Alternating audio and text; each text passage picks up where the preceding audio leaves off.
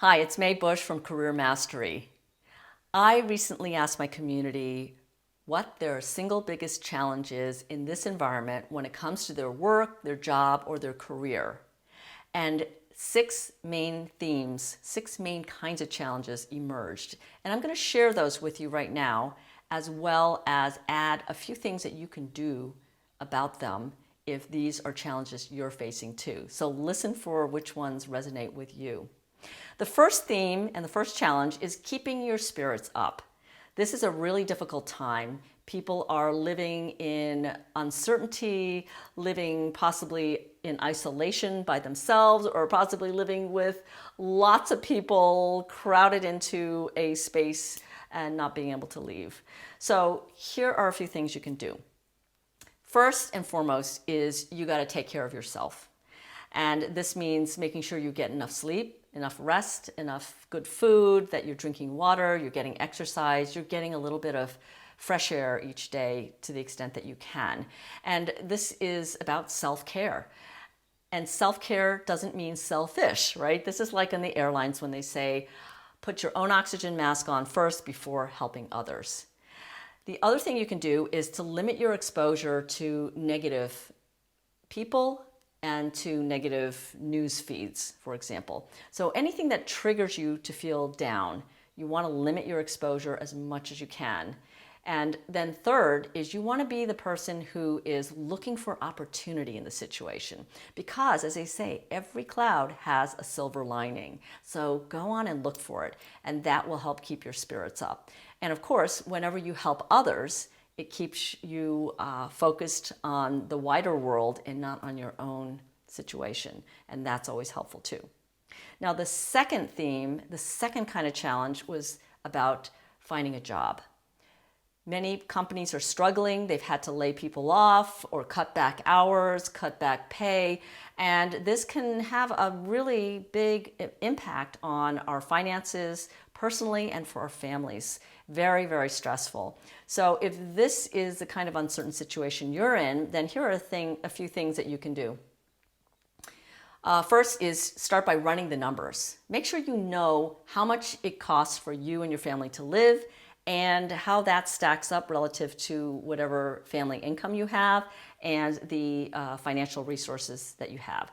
And that might make you feel much more comfortable that, yeah, I'm in better shape than I thought. Or it might be really motivating to say, all right, everybody, we got to pull together now and let's make this work. Let's bridge ourselves between now and whenever the world gets back to a new normal.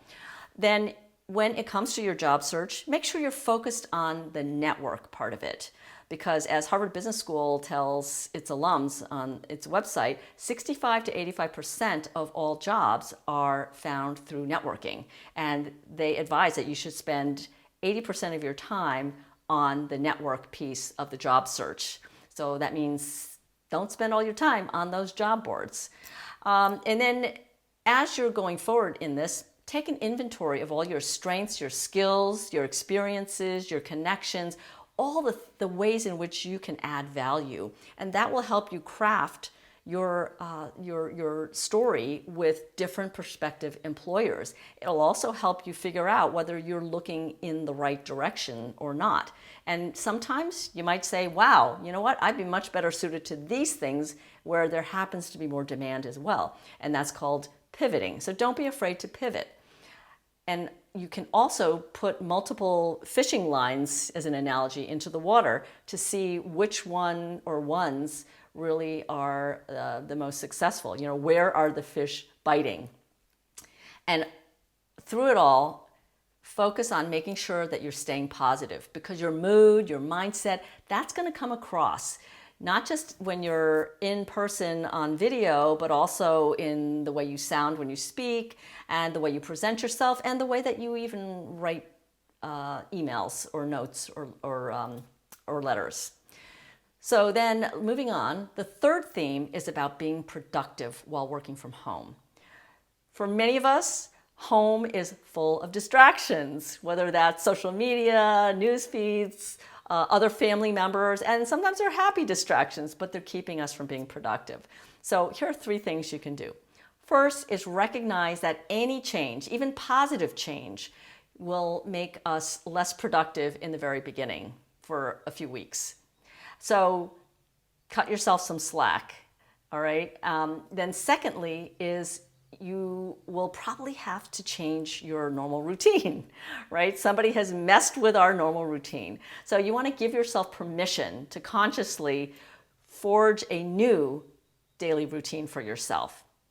People seem to like structure. Human beings like some degree of structure. So restructure your day so that it really works for you to be the most productive. And then third, set yourself up for success in the following way.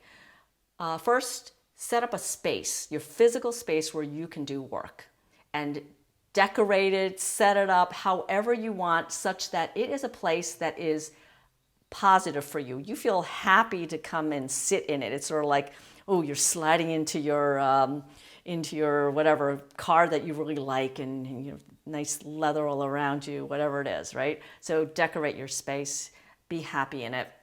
Set boundaries in terms of when is work time. So these are boundaries with the people that you're living with, and when it's playtime.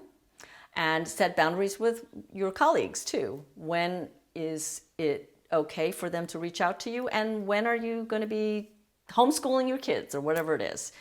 And then make sure you're taking breaks. Taking breaks is so good for productivity. Don't just try and power through. This is what I always have. I have a huge degree of concentration power. I can sit for 3 or 4 hours and work on something, but my productivity is definitely declining. So you got to take breaks so that you're always in that fresh energy slot for you.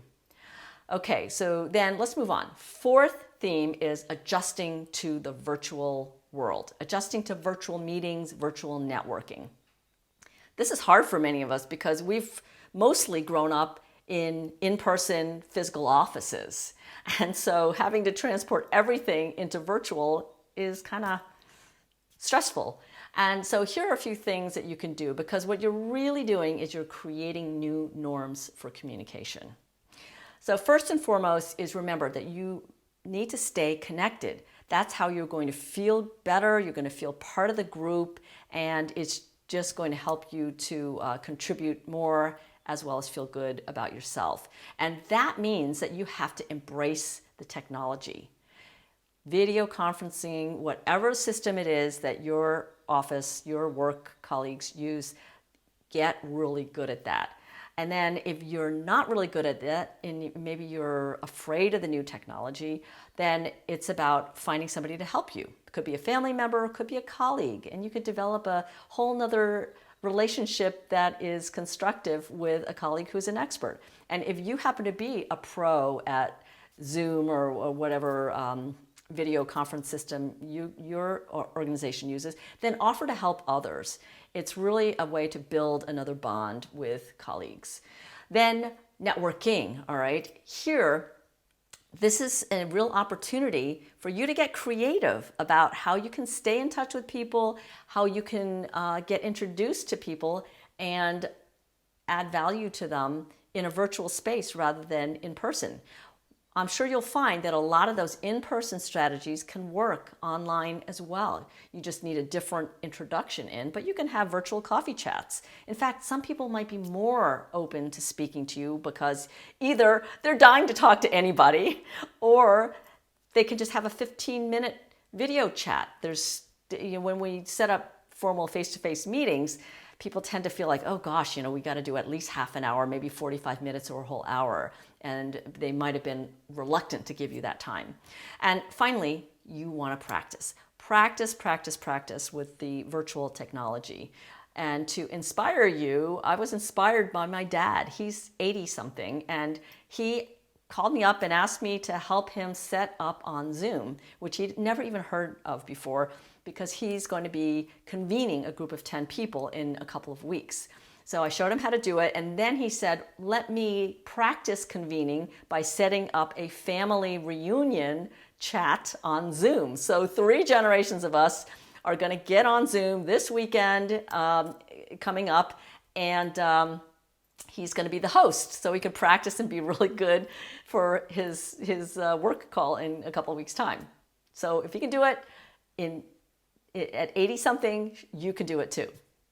Then the fifth theme is about motivating team members. So this is a particularly difficult time for managers and leaders of teams who are used to leading and managing in person. So imagine this, you're the leader, right? And when we don't see each other, we can't gauge each other's moods. We can't tell what the team is doing or not doing. And when human brains don't have information, that's when we make things up.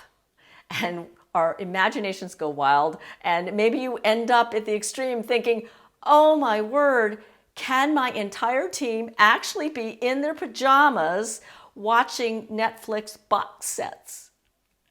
Right? So here's what you can do in that situation. First, you want to recognize that in uncertain times, when things are really stressful and tough, you have to show up. This is when your team needs you to be taking on leadership. So they need to see you, they need to hear you, they need to know that you're looking out for them and that you're okay. And when they see you're okay, they can be more okay too. And so just as you're showing up and touching base more often than you might when you're in the same office, you also want to balance that against making sure you're not being overly intrusive on your team members because they are at home. So it's finding that balance. And the way to find that balance is to simply ask them. So each of your team members is going to be different. They all will have different schedules, different needs. And so talk about what is the care and feeding communication-wise for each of your direct reports and your team members. The flip side is also true. Just as you might be reluctant to reach out and interrupt your team members, they're going to feel reluctant to reach out to you as well because they don't know what you're up to and there's a power distance, right? You're their boss. So that's where you want to make it safe for them and okay for them to reach out for you and set the boundaries for when it is okay for them to either email you, chat you, whatever it is. Just lay it out, be transparent. And I have one friend who is holding office hours on Zoom. She sends everybody the link, and from 12 to 1 every day, anybody who wants to drop by her office, her virtual door is open. So whatever works for you, do that. And when you do have these virtual calls, conference calls, let's say, don't just dive right into business. Start with a check-in with each of your team members because you just don't know where their head is at, right? They may be dealing with a big family problem or a big work problem. And so you just want to do that check-in first, make sure everybody's okay, and that really can bring everybody together on the same page. The sixth theme is preparing for advancement because people want to be continuing to advance in their careers despite all of this challenge that's going on in the markets, in the world. They don't want to lose this time career-wise. So for some people, they're concerned because they feel like their options for showing their boss what they're doing is limited. For others, they feel like, well, it's a nice pause right now. I've got a little bit of time, but there's so many things I could do. What should I be doing? So it can be stressful either way. So what you can do is this. See this as a golden opportunity for you to get creative about demonstrating your leadership, about investing in yourself, about enriching your life and your career.